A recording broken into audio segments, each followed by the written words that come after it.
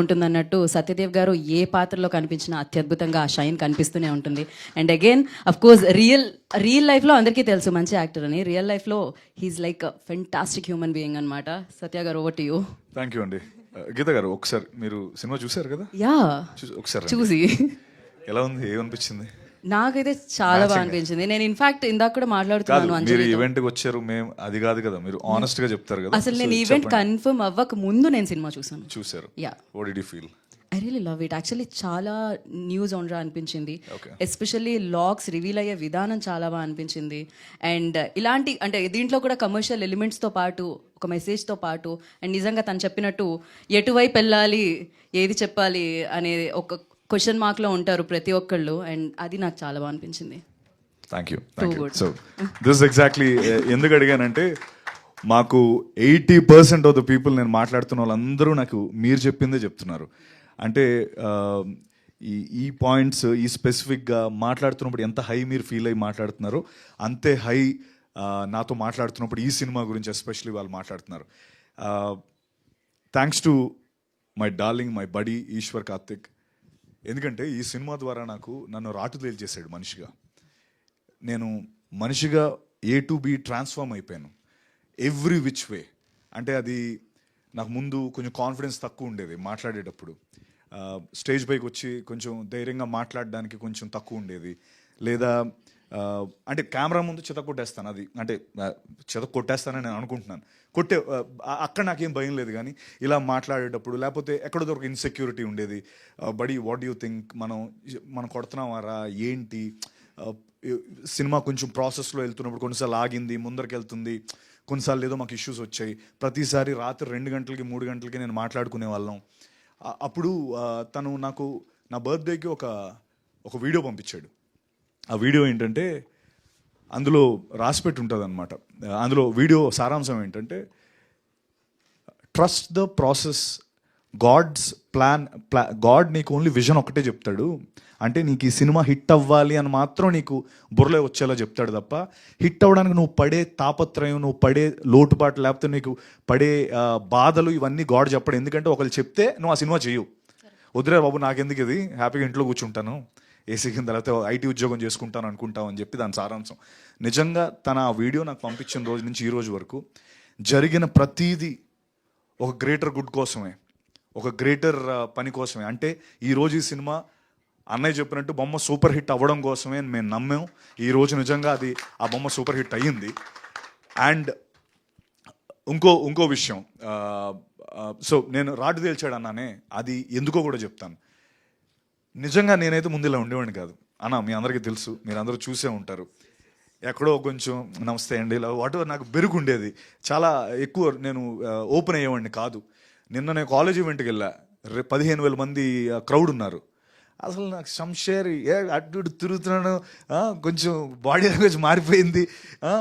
అది తర్వాత ముందు అరే మనకి ఎలా వస్తుంది, లేకపోతే రివ్యూస్ ఎలా ఉంటాయి, మనుషులు ఎలా రియాక్ట్ అవుతారు, అంటే because everything ads to a film కదా అనే టెన్షన్ ఉండేది.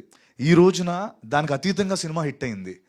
అంటే అన్ని విధాలా నాకు జీబ్రా ఈరోజు ఇక్కడ నించోవడానికి, నా బాడీ లాంగ్వేజ్ మార్చడానికి, లేకపోతే నాకు హిట్ ఇవ్వడానికి, అంటే అన్నిటికీ అతీతంగా నేను ఒక కోట్ నమ్మాను. ఆ కోట్ ఈరోజు నిజమైంది. ఆ కోట్ ఏంటంటే, win the crowd, you will win your freedom. I one the crowd. నేను చాలా గర్వంగా చెప్పుకుంటున్నాను. నిన్న మొత్తం స్టార్టింగ్ 20వ తారీఖున ప్రీమియర్ వేసాం. 20వ తారీఖు ప్రీమియర్ వేసాం. అది ఊరికే జస్ట్ తెలుసుకుందాం వైబ్ ఏంటి అని చెప్పి. తర్వాత 21వ తారీఖు 9 ప్రీమియర్లు వేసాం. 22, 23, 24 ఈరోజు. ప్రతిసారి ఇప్పటికి నేను ఒక 25 షోలకి వెళ్ళాను. 25 షోలు, రన్నింగ్ షోస్కి వెళ్ళాను. 25 డిఫరెంట్ షోస్లోని ఎక్కడైతే నెంబర్ 1 షోలో ఎక్కడైతే నవ్వుతున్నారో, ఎక్కడైతే హూట్ చేస్తున్నారో, ఎక్కడైతే అరుస్తున్నారో, నిన్న మల్లికార్జున్ 800 థియేటర్ కెపాసిటీ ఫుల్ అయిపోయింది. అక్కడ సేమ్ రియాక్షన్, ఇంకా ఎక్కువ ఎరప్ట్ అవుతున్నారు. నేను నిజంగా నాకు ఈ సినిమా ద్వారా మీరు నాకు ఇచ్చిన కాన్ఫిడెన్స్ ఏంటంటే, అన్నిటికీ అతీతంగా సినిమా ఆడుతుంది, అన్నిటికీ అతీతంగా సినిమా ఆడుతుంది అన్నదానికి నాకు మీరు చాలా కాన్ఫిడెన్స్ ఇచ్చారు. ఈ మాట నేను ఎందుకు చెప్తున్నానంటే, ఏం లేదు, బేసికలీ ఇప్పుడు అంటే అంటే ఎవరిని నేను ఉద్దేశించో లేకపోతే దేనికే కాదు, అంటే మనం మామూలుగా మేము జనాల కోసమే, మనం అందరం అంటే మేమందరం సినిమా జనాల కోసమే చేస్తాం. లేకపోతే ఇప్పుడు అంటే ఏం లేదు, బేసికలీ 95%, 80% మా సినిమాకి పాజిటివ్ వచ్చింది. ఇంకా 95 కూడా తీసేస్తా, 90 తీసేస్తా, 80% పాజిటివ్ వచ్చింది. ఓ 20% నెగిటివ్ ఉంది. అయితే ఈ 20% నెగిటివ్ చాలా నెగిటివ్ ఉంది, అంటే 80% చాలా పాజిటివ్ ఉంది. నాకేమైందంటే అరే మేము సినిమాలు జనాల కోసమే చేస్తున్నాం, మీరు వాట్ ఎవర్ రివ్యూస్ అవన్నీ జనాల కోసమే ఇస్తున్నారు, బట్ మా దాంట్లో మాకు అర్థమైంది మేము 80% జనాలకు దగ్గరగా ఉన్నాం, మీరు 20% ఉన్నారు దగ్గరగా. 80% మీ రివ్యూతో ఏకీవించట్లేదు. అది ఏదైనా కావచ్చు, అంటే నేను మామూలుగా I'm just saying it because I've seen it. ఇది నేను నా ముందు సినిమాలకి చాలా నేను చూశాను, అరే మన సినిమా బాగాలేదురా భయ్, లేదురా వాళ్ళు చెప్పింది కరెక్టే. నేను ఏ రోజు కూడా ఎప్పుడు కూడా నేను దాన్ని కౌంటర్ చేయలేదు, ఎందుకంటే యా దట్స్ రైట్, వాళ్ళు చెప్పింది రైటే అని అనుకున్నాను. ఈ విషయంకి వచ్చేటప్పటికి లైవ్ చూస్తున్నది వేరుంది, జనాల్లో ఉన్న స్పందన వేరుంది, ఇక్కడ వేరేగా ఉంది. అంత ఆస్మాన్ ఫరక్ నాకు అర్థం కాల. అరే ఇప్పుడు వీళ్ళకి నచ్చకూడదు కదా, వీళ్ళకి ఎక్కడో మధ్యలో 50%లో ఉండాలి కదా, అటు ఇటు మరి 80-20 డిఫరెన్స్ ఉంది ఏంటి అన్నది కొంచెం బాధ అనిపించింది.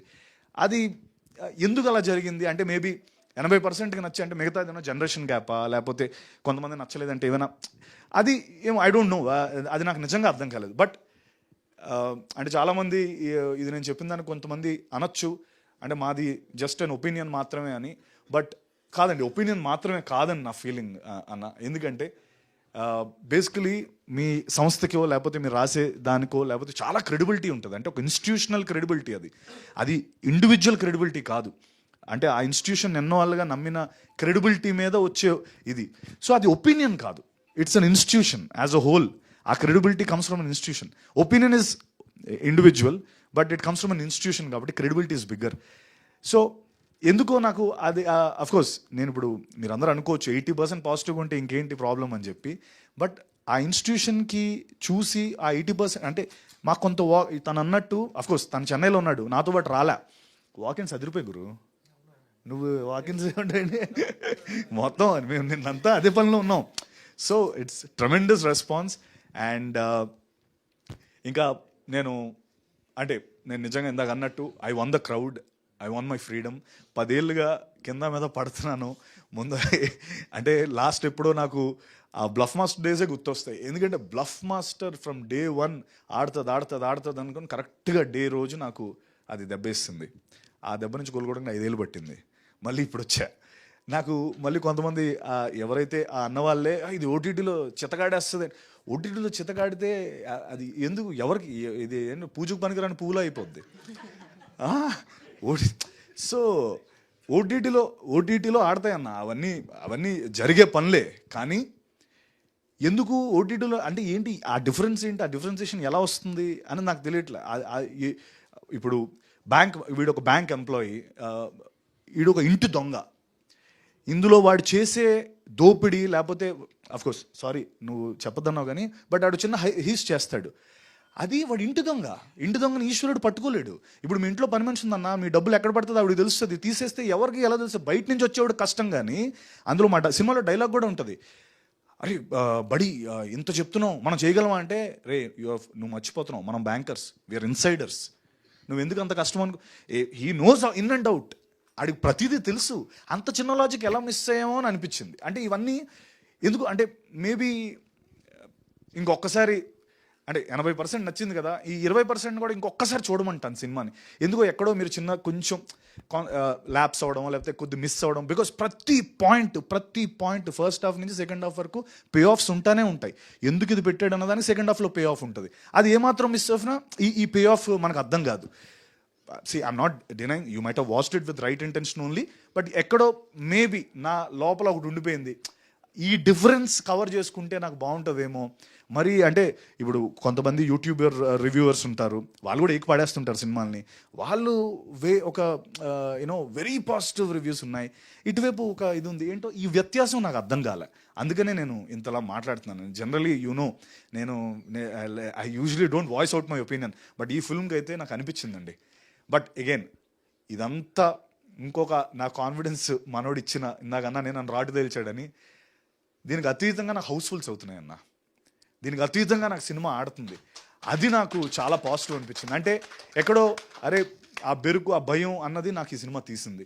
And yes, I'm open for discussion. నేను ఇంకా మేబీ ఎందుకు నచ్చలేదని నేను పర్సనల్గా కూడా మీతో మాట్లాడతాను, కానీ బట్ ఎక్కడో ఈ గ్యాప్ని కవర్ చేసుకుంటే నా సినిమా ఇంకా బాగా వెళ్తుంది, అండ్ చాలా బాగా వెళ్తుంది, అండ్ ఇంకా దానికి మించి ఆడుతుంది అన్న విషయం నేను నమ్ముతున్నాను. ఈశ్వర్ కార్తిక్ చెప్పింది నిజంగా ఇందాక 5 ఏళ్ళు తను కింద మీద పడి తెలుగు నేర్చుకొని తెలుగులో సినిమా చేయాలని, నేను ఎవరినో అతను మేబీ నేనేదో ఇక్కడ స్టార్ అనుకుని ఉంటాడు ఆయన తెలియదు కుర్రోడికి, అక్కడి నుంచి వచ్చాడు ఈ అమ్మాయి ఇడితో చేస్తే అయిపోద్దని, వాడి కష్టాలు తెలియవు. Thank you buddy, thank you so much, because scripts like these are అంటే యూజువలీ నా వరకు రావు. అది పాపం తను ఏదో అక్కడి నుంచి ఈడోడు బాగానే కింద మీద పడి చేస్తున్నాడని నా దగ్గరికి వచ్చాడు, అది నేను పట్టుకున్నాను. ఆ పట్టుకున్న రోజు నుంచి పాపం ప్రాబ్లం స్టార్ట్ అయ్యాయి మనోడికి ఈ రోజు వరకు కూడా. అంటే పాపం నమ్మొచ్చాడు, లేదు లేదు లేదు చెప్తున్నా, నమ్మొచ్చాడు. ఈడేదో తనన్న అంటే thank you for saying that, but they love me so much, అంటే they love me here very much. And ఇక్కడే గెలుస్తాను ఈశ్వర్, గెలిచేసాం ఆల్రెడీ, మనం ఇక్కడే గెలుస్తాం, నో డౌట్ అందులో. Thank you very much. And ఇన్నేళ్ళు నువ్వు కష్టపడి, అండ్ ఇంకొక దాంట్లో కూడా తెలుగు డైరెక్టర్ అయి ఉంటే ఇంకా బాగా చేసేవాడు అని ఏదో ఒకటి చదివాను, అది కూడా కొద్ది బాధ అనిపించింది. ఎందుకంటే no disrespect for anyone, అరే పాపం తెలుగు నేర్చుకొని కింద మీద పడి అంత దూరం వచ్చి ఈజీగా చెన్నై టు హైదరాబాద్ ఒక 500 సార్లు తిరుగుంటాడు, నాకు తెలిసే 500 ఫ్లైట్లు తిరుగుంటాడు ఇతను. ఎందుకు ఆ కర్మ అంటే, ఎందుకంత తపన, ఎందుకంత ఎఫర్ట్, అంత పెట్టి 500 ఫ్లైట్లు వేసుకుని తక్కువ. సారీ టు సే, నిన్న నైట్ 11 o'clock ఫ్లైట్కి వెళ్ళాడు, ప్రెస్ మీట్ పెట్టామంటే మార్నింగ్ 4 గంటల ఫ్లైట్ తీసుకుని వచ్చాడు. అసలు ఇదే జరిగింది ఇప్పుడు. అంటే అతను నిజంగా మనోడి దగ్గర డబ్బులు కూడా లేవు అన్న, ఎన్నుకునే వచ్చన్నా 500 ఫ్లైట్లు డబ్బు పెడితే ఒక 2 BHK వస్తుంది ఇక్కడ హైదరాబాద్లో, అంత చేశాడు. అది కొంచెం అరే తనకు తెలుసు సెన్సిబిలిటీస్. ఇప్పుడు తమిళ్లో కన్నడలో సినిమా ఇరగాడుతుంది, తమిళ్లో వాళ్ళు వేసిన తక్కువ షోస్ అయినా 80% ఫుల్స్ అవుతున్నాయి. మన నాన్ లోకల్ లాంగ్వేజ్, అది డబ్బింగ్ చేసాం, అద్భుతంగా ఆడుతుంది, కన్నడలో అద్భుతంగా ఆడుతుంది, ఇక్కడ అద్భుతంగా ఆడుతుంది. తను యూనివర్సల్ కంటెంట్ ఇచ్చాడు. It's not about Telugu director or not about ఏదో ఒక పర్టికులర్ తెలుగు డైరెక్టర్ అయితే ఇంకా బాగా చేసి ఉంటాడు. I think that's wrong. He is definitely an Indian director మనోడు. నేను తనకి ఇది అతిశయోక్తిగా ఉండొచ్చు నేను చెప్పేది, బట్ నేను నా షూటింగ్ అయిపోయిన రోజు నేను ఈశ్వర్కి చెప్పిన మాట ఏంటంటే, Eshwar, you will do a film with Rajinikanth sir or Shahrukh Khan sir, for sure you have the capacity and capability. ఆ రైటింగ్ అంత గొప్ప రైటింగ్. ఓకే, మేబీ ఇది ఇమీడియట్గా నెక్స్ట్ సినిమా షారుఖ్ ఖాన్ గారితోనో రజనీకాంత్ గారితో ఆయన చేస్తారు, లేకపోతే ఆ చిరంజీవి గారితోనో చేస్తారని నేను అన్న, కానీ but trust me, 5th film or 6th film Eshwar will do a film with అన్నయ్య ఆర్ షారుఖ్ ఖాన్ గారు ఆర్ రజనీకాంత్ గారు. ఇది కన్ఫర్మ్. అంత గొప్ప దర్శకుడు. అండ్ బాలా అండ్ దినేష్, మా రెడ్ అన్న SN రెడ్డి గారు ఈ సినిమాని నమ్మి ఇంత డబ్బు పెట్టి ఎంతవరకు వచ్చారు. ఆడియన్స్ మనం తప్పు చేయరు, 100% will win it. And thank you so much ఇక్కడికి వచ్చినందుకు. ఇది Q&A లా నేను అనుకోను, let's do a media interaction. మీకు అనిపించింది అడగండి, నేను అనిపించింది వాట్ ఎవర్ ఇంటరాక్షన్ లాగా చేసుకుందాం. అంటే I don't want call it Q&A లా కాకుండా. Okay, thank you. Right, thank you so much. So మంచి సినిమాలు మా ముందు పెట్టడమే కాదు, అప్పుడప్పుడు మీ ఒపీనియన్ పెడుతూ కూడా చాలా బాగుంది ఇవాళ. సత్య మాట్లాడు.